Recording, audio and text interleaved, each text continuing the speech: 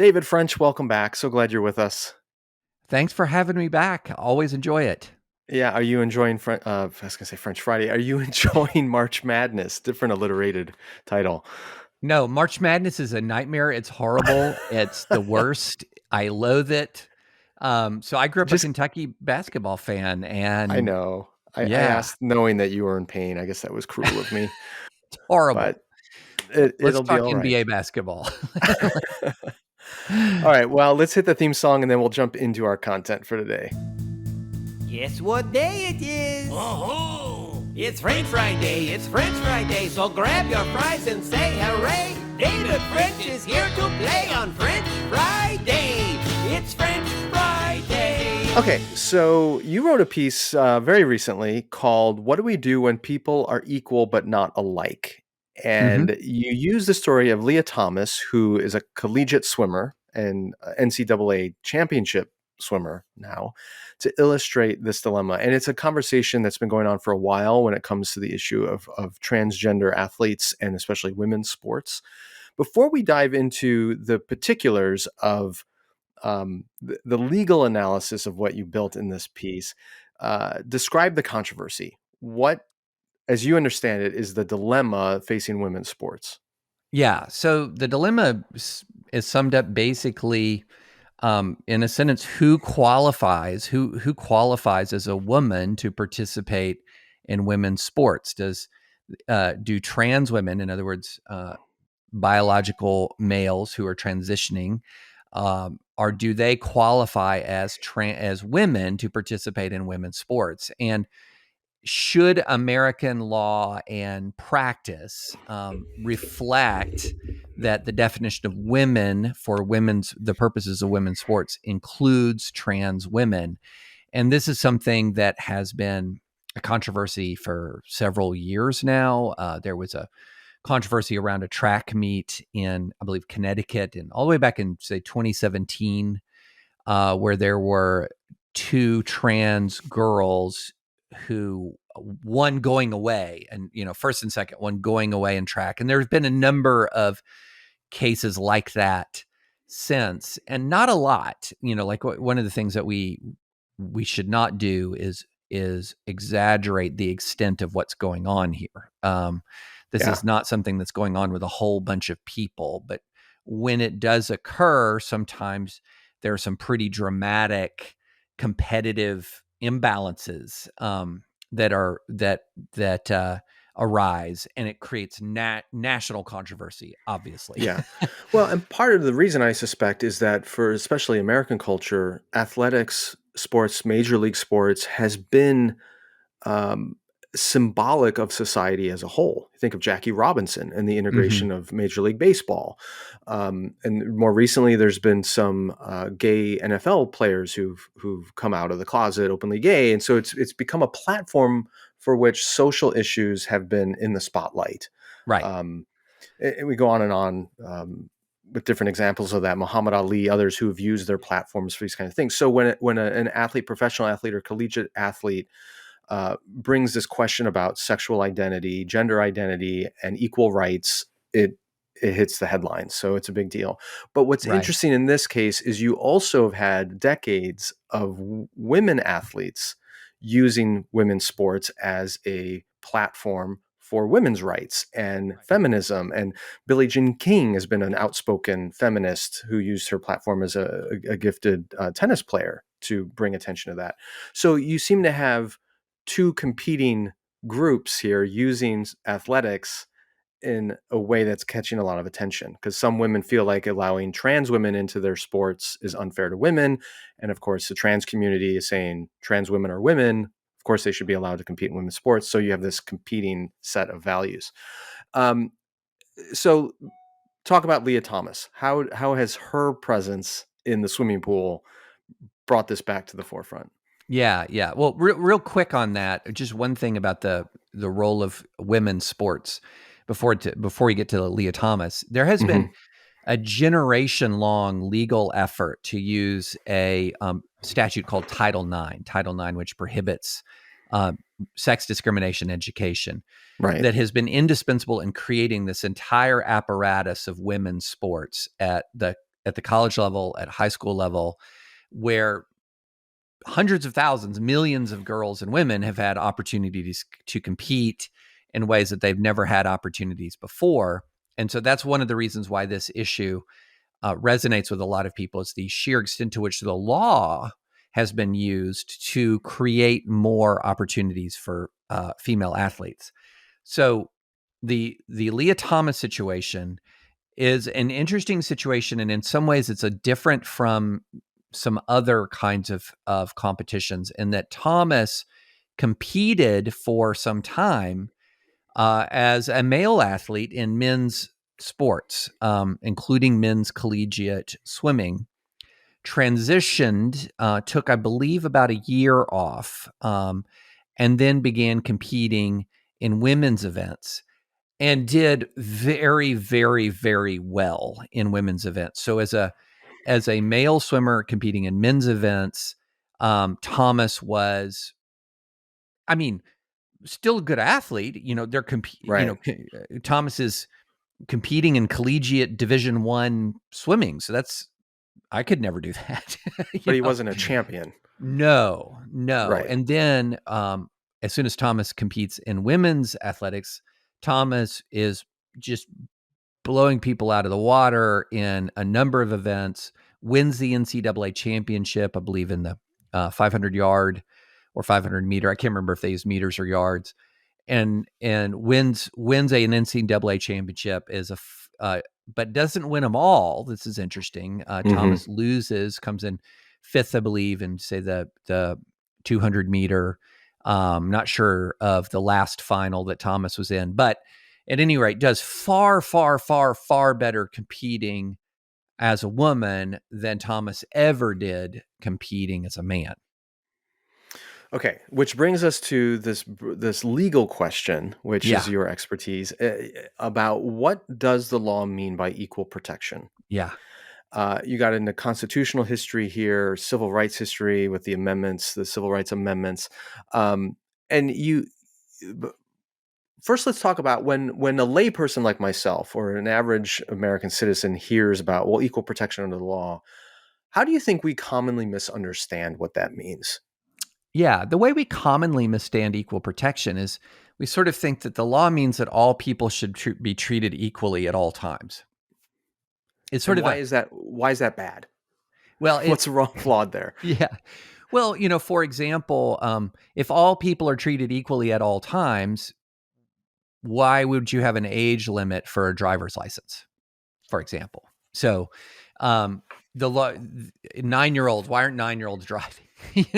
Design little cars where 9-year-olds can drive. But, in some ways, for example, on age, we have legal age limits for things, legal age limits for drinking, for example.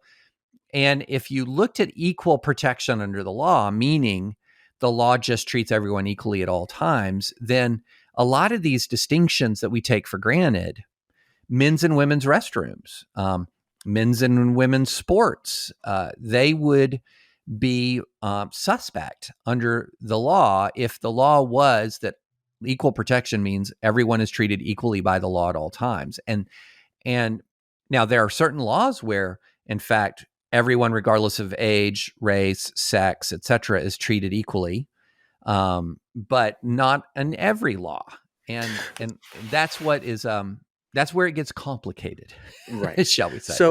So what? How do we define which qualities or traits are okay to distinguish, apply the law differently toward? Like you mentioned, age. Yeah. We don't let 9-year-olds drive. Okay. Yeah. There was a time in American history, and in more recently in some American states' histories, where to be African American made you qualify for a different set of laws than if you were white. Yeah. But eventually we came to the realization that no, that's an unfair distinction under the law, and we've erased it. Yeah. So why have we erased the distinction of, say, race in, I think, every case, but not age? And where then is an appropriate place to distinguish biological gender, and when is it not? Yeah. So that's a great question. So the way to think of equal protection is not all people treated equally by the law at all times. It is similarly situated people should be treated alike. And so what that essentially means is that, if let's say you have a job and the job is making hamburgers, then all applicants over the age that is set for when we have child labor laws, but every applicant who's over a particular age Mm-hmm. is similarly situated, male or female, black or white. They're all similarly situated, and so they should be treated alike. If you're talking about sort of a governmental standard here, and so essentially what we went. A lot of equal protection arguments are over who is similarly situated. And the way the law works is the law has developed in such a way that if you're talking about race, equal protection is going to be at its peak. That it's hard to think of, and this is outside of some of the like university admissions or whatnot, where there have been circumstances where there's been an ability to take race into account for purposes of increasing diversity. But in almost all circumstances, a racial classification is going to fall. A racial classification is considered a suspect classification, and it receives the highest level of legal scrutiny. So another way of putting this in layman's terms is there's no evidence whatsoever that one's skin color has any bearing on your ability to flip a hamburger. Right. Or to be a university professor, Right. or to, Pick your profession. you name it. Any profession, like any profession, there's no evidence that skin color is a differentiator. And the interesting thing about this phrase, similarly situated people should be treated alike, that's not just a legal standard, it's kind of a deeply imprinted moral standard. Mm-hmm. In other words, this sort of hits at our innate sense of fairness. And it's one of the reasons why bigots work overtime to try to show how white or black are not similarly situated, or people of different ethnicities are not similarly situated. And this goes back, and I wrote about this. I mean, this has been a battle for marginalized people for centuries to say, I'm like you. You think about, and I quoted this in the piece, the famous soliloquy in The Merchant of Venice, where a Jewish character, says quite clearly, he says quite clearly, if you prick us, do we not bleed? If you tickle us, do we not laugh? If you poison us, do we not die? Mm-hmm. In other words, I'm a person. Or, James Baldwin, the legendary black writer and civil rights activist, he had this simple, famous declaration, I am a man. And so that's been the battle for a very long time with marginalized communities, as they say, all of those distinctions you draw that make you different from me, they're false, they're fake, they're wrong. And that's, civil rights, the progression of civil rights has been erasing some of these false distinctions. Right. And because of our history, and because civil rights is such a prominent feature of the last 100 years of American history, we tend to go there as our exemplar of this inaction.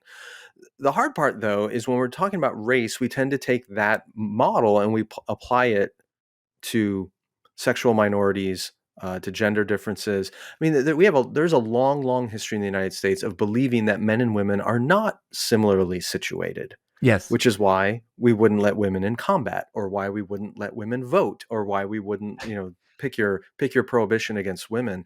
But increasingly over the last century, those distinctions have fallen away, and we have essentially said, no, we are similarly situated in an awful lot of areas that we used to think we were not. Yeah. So there are roles and tasks that we believe a woman can do with equal competency as a man. But athletics is one of those things where it may not apply. So make the case that we should still keep athletics as a gender-specific enterprise. Yeah. So this goes back to let's sort of talk about the gender distinctions. Whereas race is considered a suspect class. In other words, any kind of racial regulation instituted by the government is instantly going to receive the highest level of scrutiny. That these courts are going to be incredibly skeptical of it.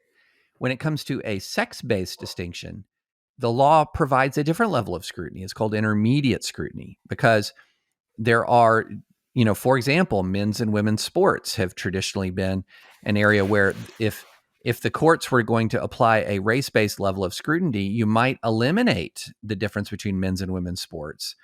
And then that would be bad for women, right? Or intimate spaces, for example, the difference between having a men's locker room and a women's locker room.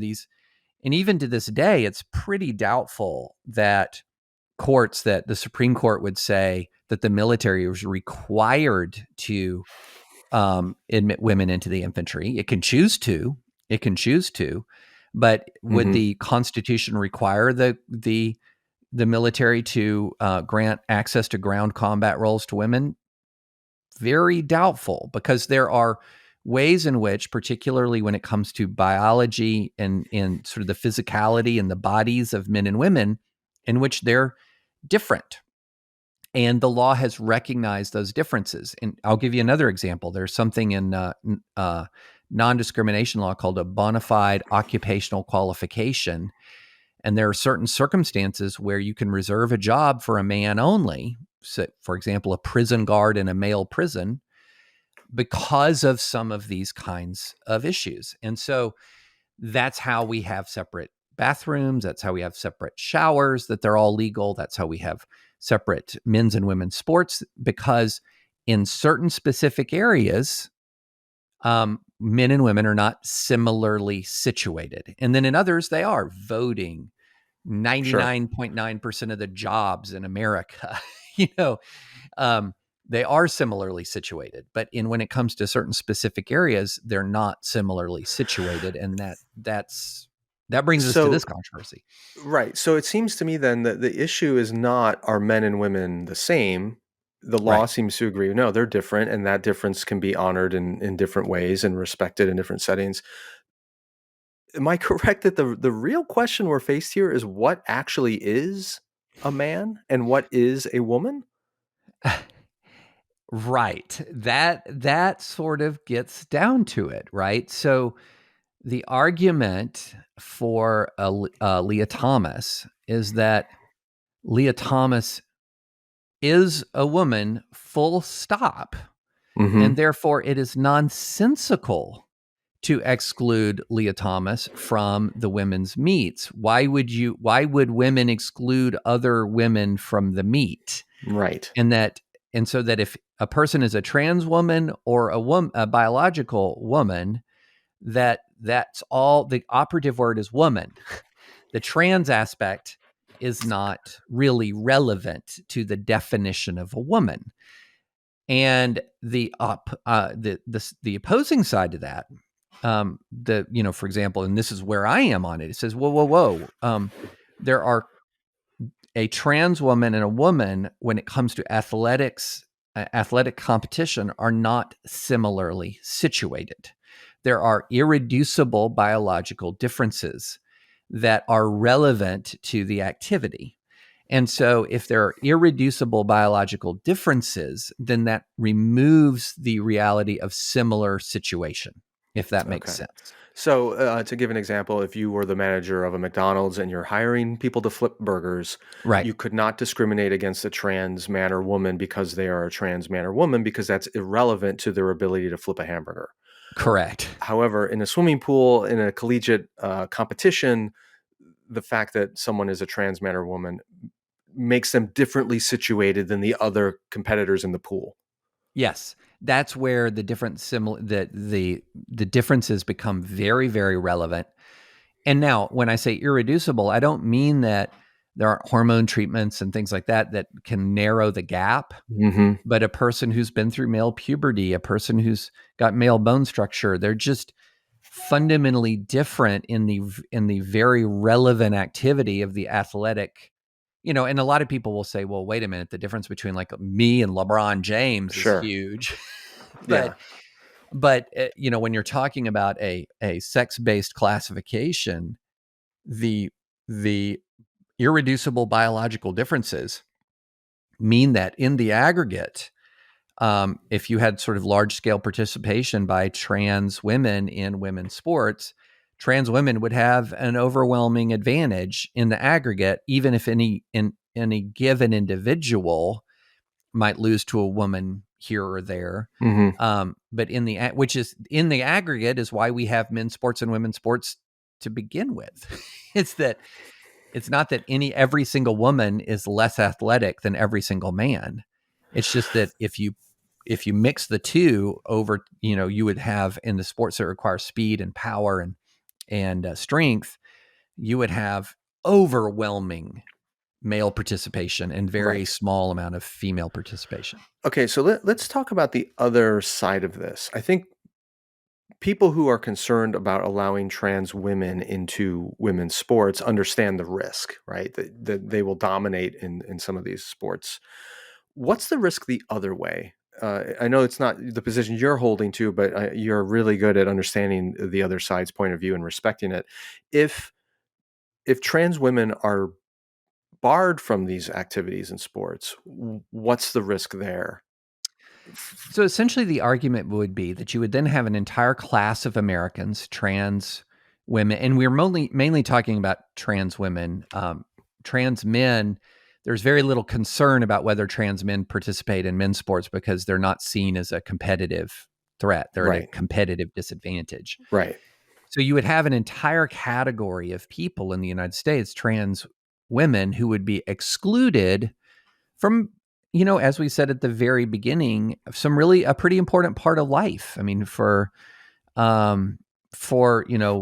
millions of Americans, sort of this participation in sports is a critical formative experience in their lives, and it's something that's very, very important to folks. I mean, my gosh, I'm 53 years old, and I'm around guys who still talk about high school football like it just happened yesterday. Sure. And so you're taking an entire class of people and saying that they are not going to have sort of an arena of participation. And then that's sort of phase one, which is kind of a fairness argument for sort of their dignity and their life experience. And then you add on this other thing, which says, and by the way, through hormones and other interventions, you can narrow the gap so that Mhm. the reality is, A, we're not talking about a whole lot of people. B, even though it's not a whole lot of people, it's a whole class of people who wouldn't have athletic activities otherwise available to them. And C, the competitive imbalance isn't quite what you're worried about. And so what's the harm really in giving this class of people who are seeking to participate in the same kinds of activities as every other American has a chance with, and really isn't as dominant as you are saying they'll be? It's, in other words, whatever the cost is, it's worth it for the experience and dignity of the individuals involved. So I think Okay. that would be the sort of the counter to my argument. I mentioned earlier the symbolic role that athletics has played in American history in integrating different minority classes. Jackie Robinson, Mhm. illustrating for the whole country that a black man can play baseball and alongside white players, and that begins kind of more of the cultural conversation about racial integration. If trans women are banned from these sports, is there a risk that sets back the integration of trans Americans in other parts of society? Or, I mean, legally it may not, as you made the case that Right. there's differently situated thing, but does it create the symbolic message that trans women are not really women, and therefore can have a non fully integrated place in other parts of American society, even though that wouldn't be legally sanctioned? Does it just kind of Right. culturally send that message and create problems? Yeah, I mean, I think that's again, one of the arguments for that people make for the participation of trans women in women's sports is just that there's a larger cultural symbolism, Right. but that's also one of the arguments on the other side as well, which is there's a lot of people who say, wait a minute, if you're going to say trans women are women, I might be willing to say, and I would be happy to say that if you're talking about firing, say, an insurance agent just because they're trans, or firing somebody who works in a restaurant just because they're trans, I'm very willing to say that that is wrong. That's treating another person unfairly. But if you're going to say that there is that trans women and women are exactly the same, and you're going to try to make me say that, I don't agree with that. And the more you push on the sports issue, or for example, to move it out beyond sports, intimate spaces. And so, for example, we've had reports that Lia Thomas, who apparently, getting into the some of the aspects of this are more uncomfortable, apparently still has male genitalia, and has made teammates very uncomfortable, with that. We've seen reports of that. And that they say, wait a minute, you're asking me to essentially consent to a fiction, that there is no meaningful difference between trans women and women. And I don't consent to that. And that's why this issue has more importance in people's minds on both sides than just, is this one swimmer destroying, NCAA athletics?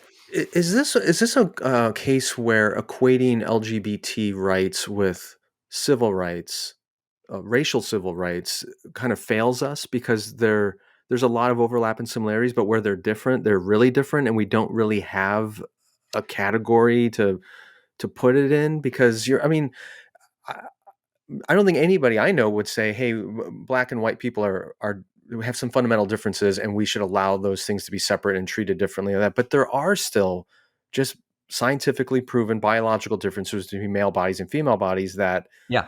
exist. And you put it as, agree to a fiction. Similar rhetoric would have been coming out of white supremacists a couple generations ago, that, this idea that black people and white people are the same as a fiction, and I refuse to abide by it. But there was no scientific evidence that it wasn't a fiction, right? None. So that's There's the all dilemma this pseudoscience. Exactly. There's eugenics and all that nonsense that went on, but there's nothing legitimate. Whereas I would hope any scientist would agree that there are truly biological chromosomal differences between male and female bodies, and we can't just wave a magic wand legally or culturally and pretend that there aren't. Yeah. So what do we do? What's the solution to that legally? Well, this is a really, really good question. One of the things that I think is really important for us to do is to stop comparing everything to race. Yes. Okay. We just need to stop that. The experience in particular of Black Americans, of Native Americans is not the same. It cannot be compared. The difference in slavery and Jim Crow, for example, or the difference in the Trail of Tears and reservations and the hundreds of years of open warfare against Native Americans. I mean, these are different things. And I understand why activists want to make the race comparison, because the instant you can make the race comparison, your case is as strong as it can possibly be, right? Sure. Because the race case is the strongest possible case for non-discrimination. And so I understand why people do that. But also at the same time, we can't keep comparing when one thing is not like the other. We strain and we lose credibility when we try to make one thing like the other when it's not. And so that's how you get to some of this really wild language, like instead of pregnant women, pregnant persons, and a lot of people just rebel at that because they say, wait, again, now there are a category of people who, and I think we see them all online, who quite frankly, they're just obsessed with trans issues, or they're obsessed with trans people. They are vicious and they're cruel, and they seem to go out of their way to be vicious and cruel. I'm not talking about those people. What I'm talking about are people who are of goodwill, who love trans people, who see them as they should, as human beings created in the image of God, who want them to live lives of dignity and respect, and in this very pluralistic, diverse republic that we have. But at the same time say, wait a minute, I'm sorry, but there's still irreducible differences between a trans woman and a woman. And if you're going to make me say or try to make me believe that they're not, and conform the law to something that is not biologically accurate, I'm going to resist that. And I think that is entirely, entirely an entirely appropriate thing to do, is to say, wait a minute, there are still irreducible differences here, and these differences do matter. And if you're going to try to use the law to force a fiction upon me, I'm going to resist that. Yeah. Just to wrap this up, do you have hope that we legally and culturally will come to that more nuanced and respectful point of view, or is it going to be a never-ending shouting match between the right flank and the left flank, where it's all or nothing, and it's, don't say gay bills on one side and trans women are women 100% no different on the other? Yeah. I Where's have your some kind of gauge on that? I'm very pessimistic about whether we'll have any sort of peace in the culture war writ large, because we'll always find something to argue about. Yeah, it's too profitable. Yeah, it's too profitable. But I will say this: when it comes to issues of legal equality, our country has kind of reached this. There's this relative majority equilibrium, I think, that goes something like this. If the argument is live and let live, most people, as a matter of law, like even if you disagree morally with the actions of somebody else, whether you're going to ask the law to intervene and suppress their rights, there's a kind of a live or let live ethos in America. So I might disagree with somebody's sexual morality, but the idea of, do I want the law to ban their sexual activity, unless it's actually exploiting someone else's rights?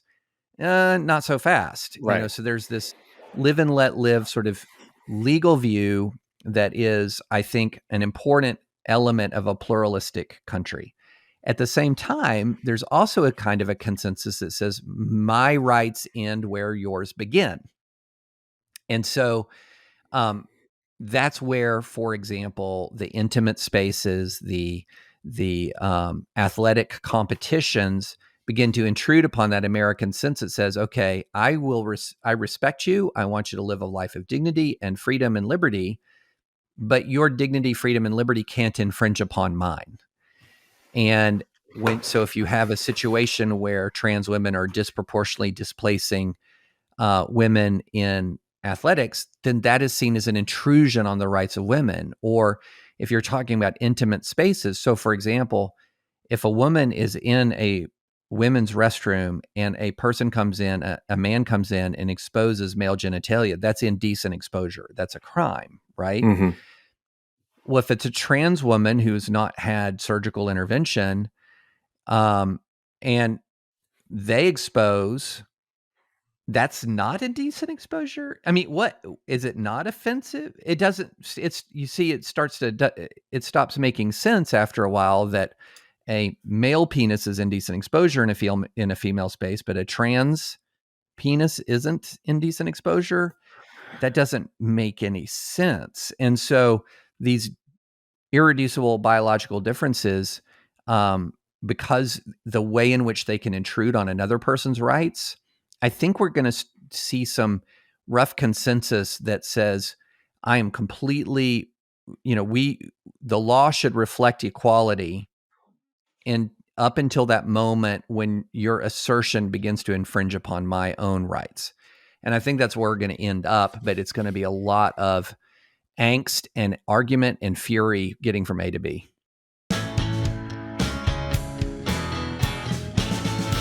That's a good transition to the other thing I really want to talk about with you on this episode.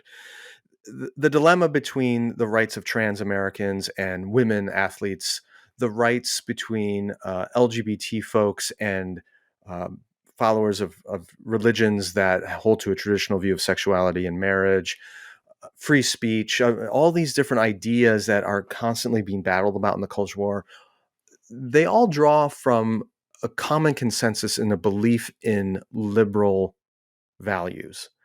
Right. And I remember when I was a student back in the 1990s and Rush Limbaugh was kind of really on the ascent.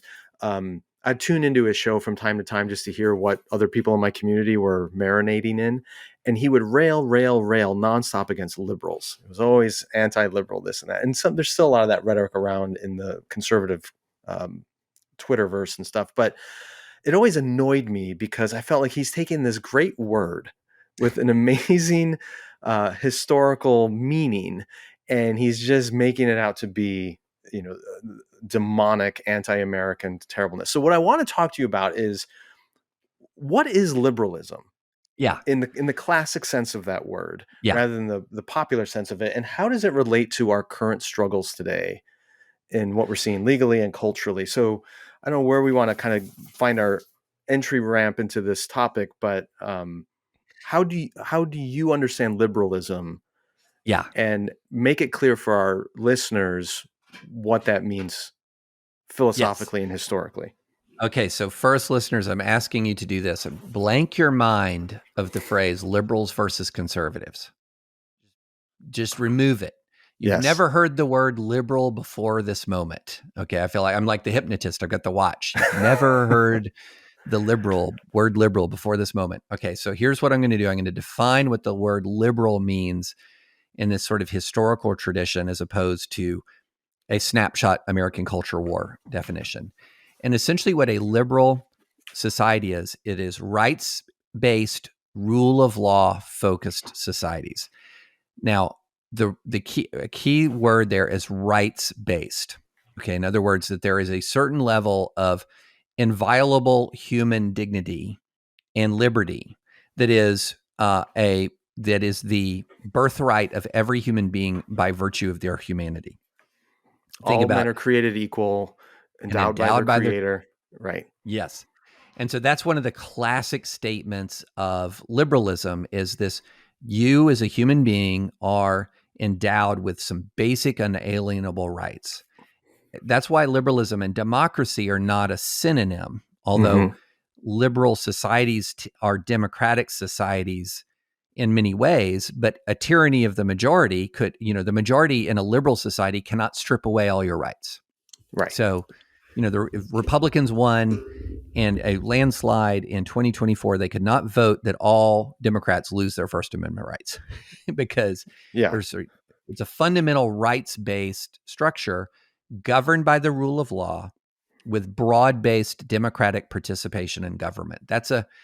So when you're talking about the liberal democracies of the West, virtually all of them have in common a sense of human rights, democratic participation, limits on majority power, checks on different branches of government. So they'll have a judiciary, they'll have a legislative, they'll have an executive.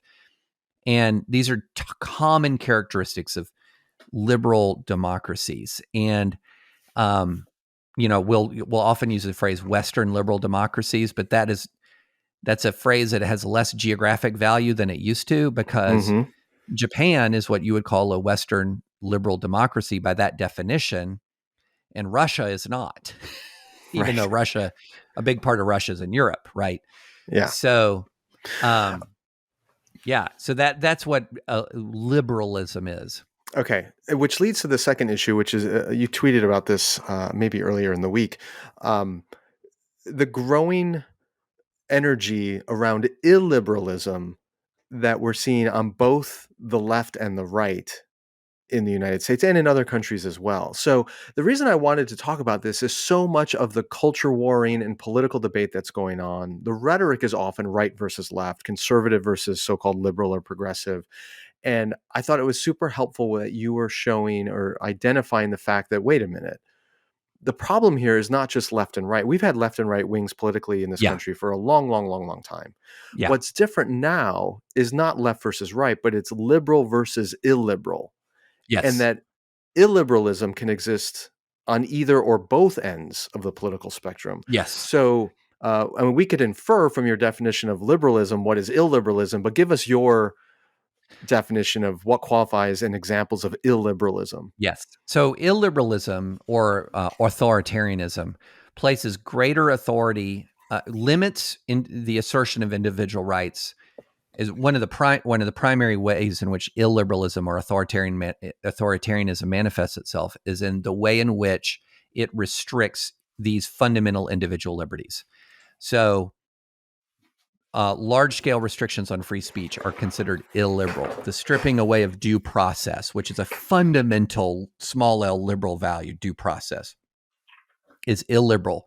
So anything that when you talk about magnifying the power of the state over fundamental human liberties, not social security, so there's nothing illiberal about social security, even though it makes the state bigger, because Social security, it does not impact my free speech, my due process rights, my free exercise of religion. So it's not, illiberal is not a synonym for big government. It's a reference to a particular kind of government that takes your that puts much less premium on your individual liberty and your ability to resist or dissent from government power. And so Russia, for example, is a classic illiberal country because your rights as a human being versus government power are very limited. Right. So anyone who's seen even attempting to protest the war with Ukraine is given a sentence of 15 years in prison. Classic illiberal dynamic. Absolutely. Okay. So then unpack examples that come to mind on either side, on the political left or right, that you would argue are evidence of an illiberal spirit at work. Yes. So an illiberal spirit would be any effort to suppress or deny the exercise of some of the fundamental liberties. And a quick way of saying it is you're seeing efforts to materially, I'm not saying chip away here or there or chip away here or there, but I'm talking about materially suppress or deny the fundamental liberties outlined in the Bill of Rights and the Civil War amendments, which are these great declarations of the rights of human beings. So free speech is one that is an incredibly important value. And what you're seeing is an increasing number of Americans on the right and on the left who have a decreasing amount of respect for the free speech of dissenters. Right. So a perfect example of illiberalism on the right there are dozens of bills being proposed in red state legislatures and passing in some of them are even passing in red state legislatures that are speech codes. They are specifically designed to suppress the teaching of critical race theory. Some of them are maybe legal because they involve K through 12, where there's the maximum sort of state power over schools. Some of them would be flat out unconstitutional because they're trying to even restrict how you can teach in college, where academic freedom is protected at its height. So that is illiberal. You're saying here's an idea that people hold called critical race theory. As best as we can define what critical race theory is, we're going to try to dramatically limit its expression and instruction. That's an illiberal impulse because you're talking about using the power of the state to override the fundamental free speech rights of the advocates of an idea you don't like. On the left, what you're often seeing is, let's just take, for example, there was a debate at Yale Law School, and it's totally fine. It was a debate over free speech at Yale Law School, or an event sponsored by the Federalist Society at Yale Law School, where a person on the right, Kristen Wagner, a lawyer for Alliance Defending Freedom, and a person on the left, a lawyer, and I've forgotten her name, I'm sorry. They were going to talk about how they'd worked right and left alike to protect free speech. And a lot of far left students, it's okay to protest, it's okay to hold up signs. So they tried to materially disrupt the event to keep the speakers from being heard. And that's an illiberal mindset at work. It's trying to suppress the ability of somebody to share an idea that you don't like. And once you see these things, what you realize is that there are forces on the right and there are forces on the left who they don't respect, in many ways, the fundamental civil liberties of their political opponents. And that is a very dangerous movement to the structure of our country itself. The hypocrisy for me is there's a lot of evidence that liberalism in the West especially finds its origins and roots in human dignity that finds its origins and roots in Judeo-Christian Yeah. religion, right? Tom Holland, the historian, has written a lot about this, and a lot of the values and human rights that we care about in the West finding its origins in Christianity especially. And yet there are, it seems, an increasing number of Christian conservatives in the United States who are advocating for profoundly illiberal ideas. I'm thinking about Yes. some time ago, John MacArthur publicly talked about how he doesn't believe religious rights should be granted to people who aren't Christians, because in his view, they are adherents to a false, demonic, or idolatrous religion. And why would I defend their rights He to? doesn't believe in religious liberty at all. Exactly. Yeah. Which, you, on one level you go, well, yeah, because he's standing up for the correct truth of Christianity, but in the process he's failing to love his neighbor and give that neighbor who may disagree with him equal dignity and rights that actually come from Christian values. Mm-hmm. So do you have other examples or areas where you find yourself just rolling your eyes because people who would otherwise identify as Christian are actually advocating for illiberal ideals in the name of Christ sometimes, not realizing the way it's undermining the very faith they're professing? Well, one of the most illiberal, events of my lifetime was January 6th, for example. So this Mm. was an effort to violently alter the outcome of an election conducted under the rules of liberal democracy, where voting rights were respected and votes were fairly counted. And so you had a violent effort, and the entire effort to overturn the election that didn't culminate in violence. In other words, the legal efforts to try to get Mike Pence to flat out overturn the election is a classic example of the kind of behavior you would see in an authoritarian country, where elections can only have one outcome, and it's the outcome the authoritarian wants. So that's a classic illiberal move. For years, colleges were plagued with speech codes, much less now after a lot of litigation. But there was a point in time 10 to 15 years ago, Skye, where more than 70% of America's leading universities had speech codes on the books that would suppress speech that the Constitution protects. That was incredibly illiberal.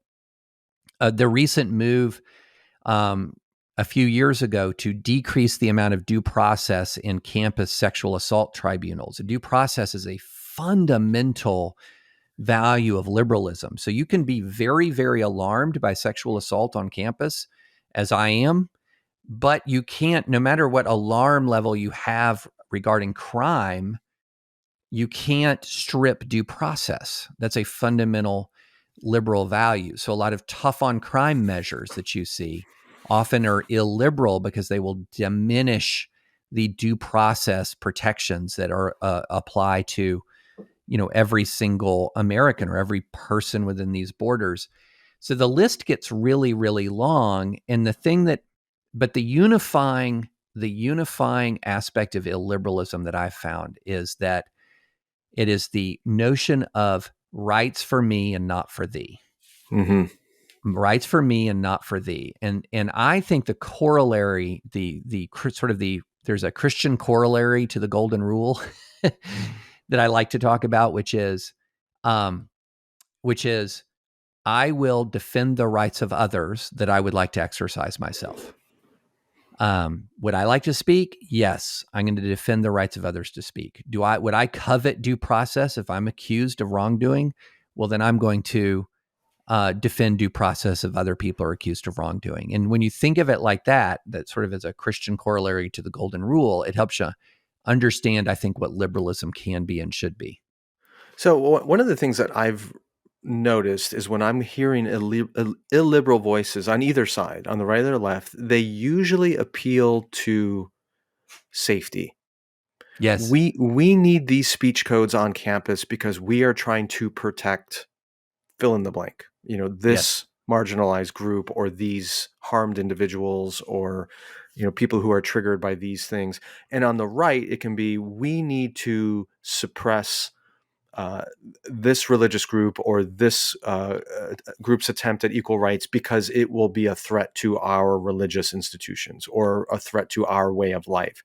And so there's this devil's bargain that if you give up some of liberalism's ideals, you will be more powerful and safer and protected.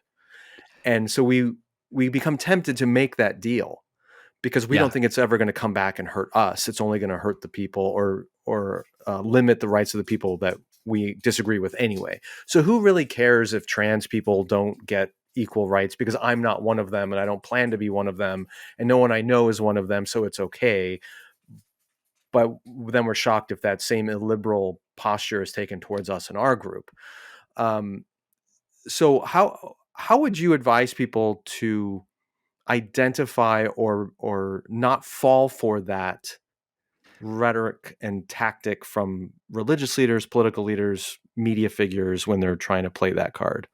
Yeah, that's a really good. So I think there's a principled argument and a pragmatic argument. So I think the principled argument that appeals to specifically Christian principles is this idea of loving my neighbor as myself. Right.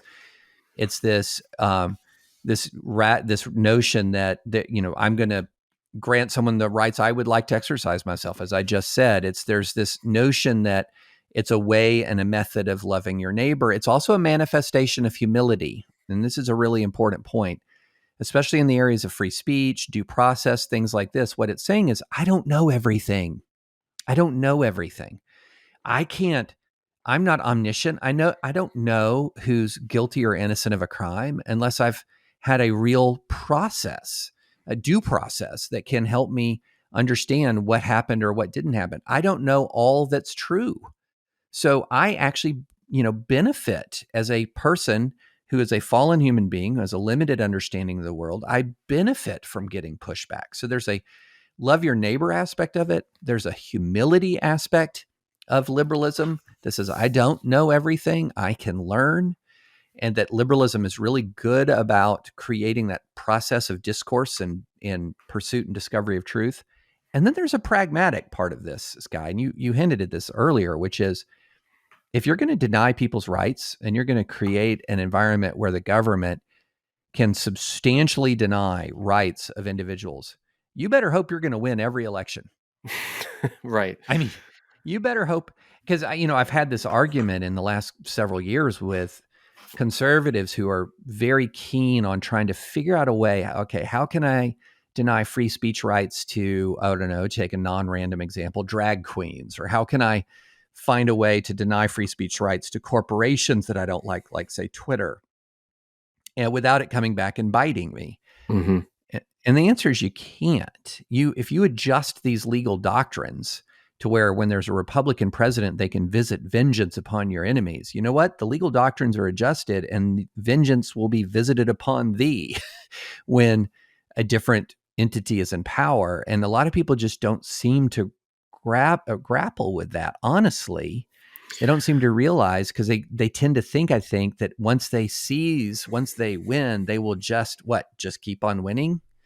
Well, and that's the part that concerns me, honestly, David, is in my understanding of American history, there has generally been a liberal consensus, regardless of which party you belong to or which legal philosophical tradition you found more compelling, progressive or conservative. There was this liberal consensus that there's certain rights that we all believe in. We're Americans. There's these ideals that we hold to, of free speech, First Amendment, all those various pieces. But what worries me is increasingly on the far right and the far left, that's not the case. And they seem to be gaining more and more authority within their respective parties. So I'm thinking back, for example, to, I think it was 2015, maybe was it 2015? Or was it 2020? I don't remember. Maybe it's 2020. The Beto O'Rourke was he was running for the primary nomination for the Democratic Party. And I think it was a CNN town hall. It was 2020. There was a CNN town hall in which he said that he'd be prepared to take away tax exempt status or other rights from churches that don't support gay marriage. And I'm like, seriously? Like, yeah, there's a dog again. Hey, be an advocate for gay marriage if that's your thing. But the fact that you want to punish and remove liberal rights from Americans and American institutions that don't agree with you, wow, that's shocking. Yeah. Like that, I thought that was an opportunity for him to say something like, listen, going all the way back to the First Amendment, we have believed in religious liberty, and that extends to Christians, Muslims, Jews, atheists, everyone in between.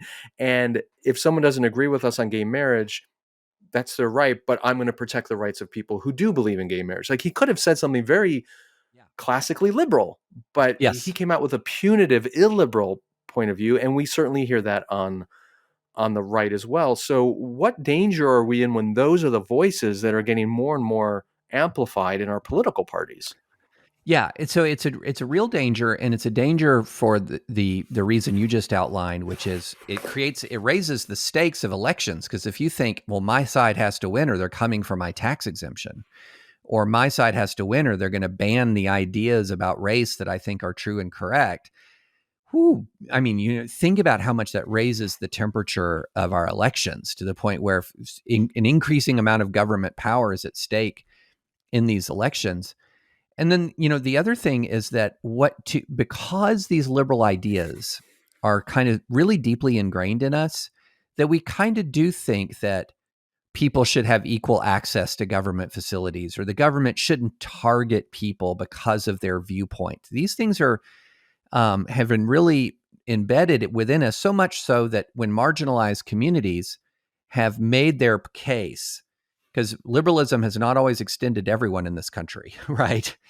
They've appealed to the expanding the sphere of liberalism by saying it's deeply unfair that I'm excluded from this classical liberal republic. And so once you can convince somebody that, as we were to bring it all back full circle, that they're similarly situated, the I am a man from that Baldwin says, then that pulls people into this liberal consensus that says we all have these equal rights. We all have the ability to dissent. We all enjoy the rights of due process.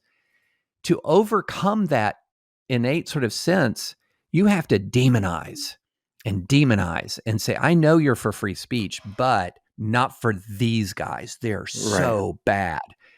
And that is one of the things that makes things so toxic, because to get people to the point where they will want to shut down your free speech, you have to demonize until the point where you sometimes don't even see them, the opponents, as fully human. I mean, there's about 20% of Americans who in polling will agree with dehumanizing descriptions of their political opponents.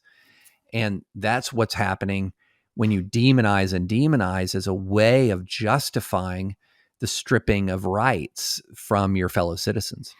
Now, when I think back to cooperative relationships I've had with people with whom I disagree, I'm thinking of a Muslim leader that I've done various events with, and we obviously hold different theological belief systems.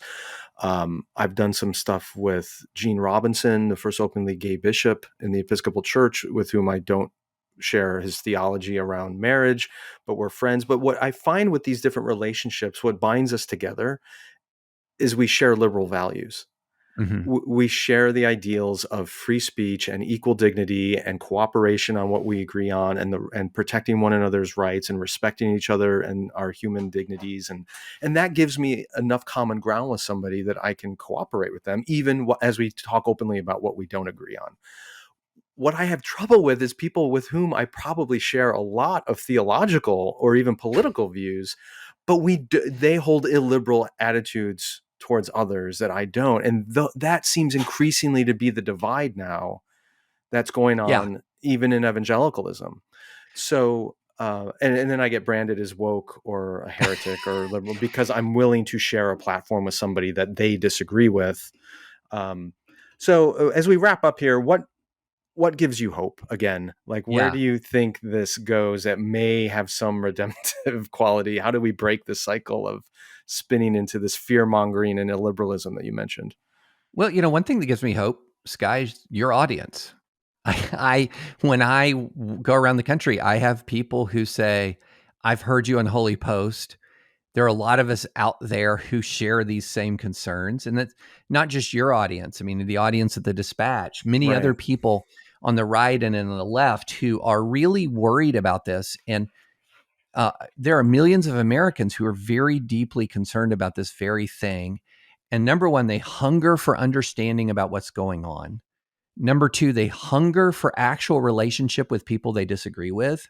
They want to know people that they want to know people who think differently from them.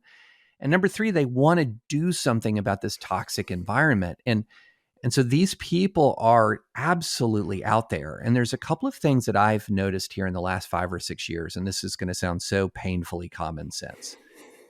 Within the church, what I have found is that when the fruits of the Spirit are present,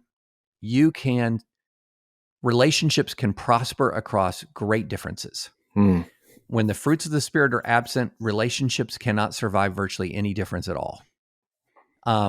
Similarly, when you move outside of like the church environment, when this sort of legal golden rule, I will respect the rights of others that I would like to exercise myself. When that mindset prevails, you can create lasting relationships with people from lots of different walks of life. When that doesn't prevail, and when the idea is rights for me and not for thee, it is very difficult to have relationships with anyone outside of your tribe. And so there's this sort of golden rule, fruits of the Spirit sense that allows us to not just coexist with people like the bumper sticker, Right. but actually have relationships and friendships with people. Right. And there are millions of people who literally covet that. And one thing that I want to say, just to, I know we're wrapping up. I don't look at it like, wow, isn't it awesome that these people, Muslim, Jewish, agnostic, atheist that I have relationships with, that isn't it great that they get to have a relationship with me so I can teach them? I learn stuff. Right. I learn stuff. There is a give and take. There's a reciprocity to relationship. There's a common grace. Exactly. Yeah. Exactly. And I think that's one of the great beauties of liberalism is the access to and exposure to people who can come from radically different backgrounds who provide me, with knowledge and information and give me the grace to know how to love my neighbor better. Yeah. I mean, what you're describing is the ability to see pluralism as a blessing rather than as a threat. Right. And that makes all the difference. David, thank you again for a great conversation and for your excellent writing and thoughtfulness that's helping me process these issues in a really helpful way. And I hope our audience does too. And if you have benefited from French Friday and Holy Post stuff in general, I encourage you to check out our website for more content. And if you're not a Patreon supporter, definitely go check that out because we have a new Holy Post book club that will feature some really thoughtful writers and authors, not David French yet, but we'll see. But we're super grateful that you come on every month and have these dialogues with us. Thanks, David. Thanks as always, Skye. French Friday is a production of the Holy Post, featuring David French and me, Skye Jethani. Production by Carla Haskins. Production assistance by Julie Betcher. Editing by Jason Rugg. Music and theme song by Phil Vischer. This podcast is made possible by the support of Holy Post listeners like you. To find out how you can become a supporter of the Holy Post and to engage more common good Christian content, visit holypost.com.